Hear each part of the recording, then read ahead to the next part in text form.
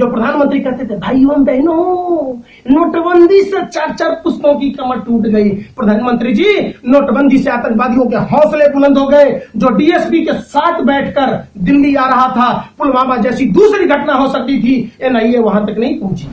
यह बता देता है कि पंजाब के, हरियाणा के, पश्चिम उत्तर प्रदेश के किसान खेत में पराली जलाते हैं तो दिल्ली में प्रदूषण होता है, प्रदूषण का स्तर बढ़ता है। तो क्या वो सैटेलाइट फुटेज ये नहीं बता सकता कि वो कार किसकी थी, जो गुजरात नंबर की कार थी? आप हमको बताइए वो आरडीएक्स कहां से आए? प्रधानमंत्री ने चुनाव से पहले कहा था फूट डालो मिलकर लूट डालो। कहां है वो लोग जो अपने आप को चौकीदार कहते थे? चौकीदार साझीदार है देश को गर्त में ढकेलने का, देश को विनाश में ढकेलने का, देश को पीछे करने का।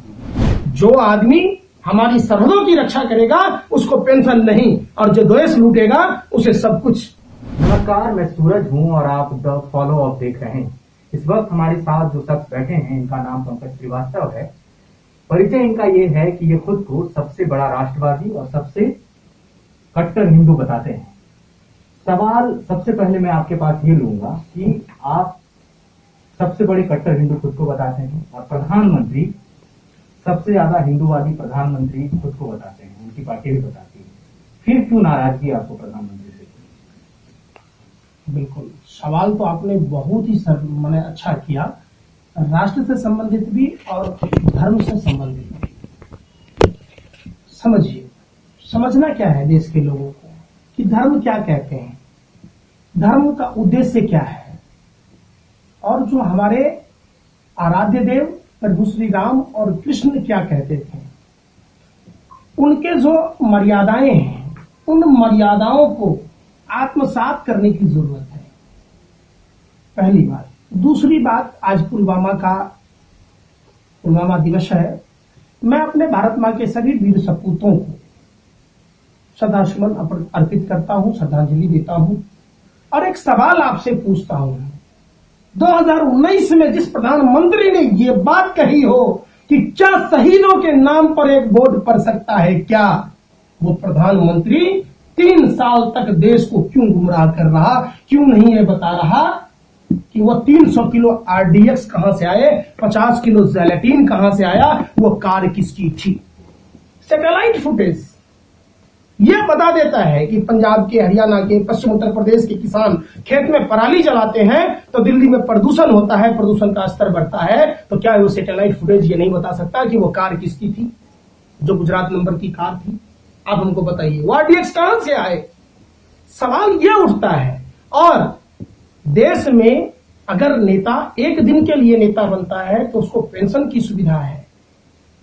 जब हमारे भारत मां के वीर सपूत सरकारी निष्क्रियता के कारण शहीद हुए तो उनके परिवार वालों को, मैं झारखंड में हूं, झारखंड से भी कई शहीद हैं उसमें पुलवामा में, आप बताइए कि उनके परिवार के लोगों को क्या मिला? क्या उनके मृतक के आश्रितों को पेंशन मिल रहा? मतलब जो आदमी हमारी सरहदों की रक्षा करेगा उसको पेंशन नहीं, और जो देश लूटेगा उसे सब कुछ। दूसरी बात, जब सीआरपीएफ के अधिकारियों ने चिट्ठी लिखी थी, इंटेलिजेंस का रिपोर्ट था, फिर भी उनको हवाई यात्रा मुहैया नहीं कराई गई, विदाउट बुलेट प्रूफ बस दी गई, तो ये गलती किसकी है आप बता दीजिए। मैं तो 2019 से ही बोल रहा हूं कि 300 kilo RDX car, 50 kilo gelatine कहां से आया? डीएसपी देवेंद्र सिंह पर कार्रवाई क्यों नहीं हुई? दिल्ली चुनाव से पहले जो डीएसपी देवेंद्र सिंह पकड़ा गया, जिसके पास आतंकवाद, जो प्रधानमंत्री कहते थे भाइयों बहनों नोटबंदी से 4-4 पुस्तकों की कमर टूट गई। प्रधानमंत्री जी नोटबंदी से आतंकवादियों के हौसले बुलंद हो गए। जो डीएसपी के साथ बैठकर दिल्ली आ रहा था, पुलवामा जैसी दूसरी घटना हो सकती थी, एनआईए वहां तक नहीं पहुंची। एनआईए उस पर कोई कुछ नहीं कर पाई। कोई देश का संवैधानिक संस्था जो कानून पर बैठा हुआ है, जिसके हाथ में शासन है, उसमें कोई कनेक्शन नहीं ढूंढा गया। कौन आतंकवादी था भैया? अगर नहीं पकड़ा जाता, दिल्ली में घटना होती या नहीं होती, हमको बता दीजिए। देश में चल क्या रहा है, देश के लोगों को जानने की जरूरत है, जागने की जरूरत है, नींद से आंखें खोलकर देखने की जरूरत है, काने खोलकर पूरी सजग रहने की जरूरत है, देश बचाने की जरूरत है।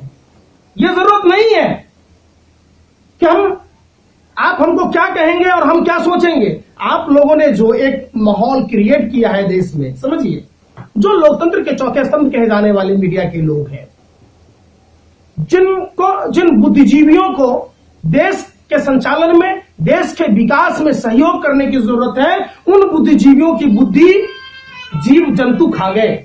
उनके पास दिमाग नहीं बचा और वो इतने खोखले हो गए कि दलगत भावनाओं में, जाति और धर्म के नाम पर, भाषा और प्रांत के नाम पर उलझे रहते हैं। यही तो प्रधानमंत्री का बयान था।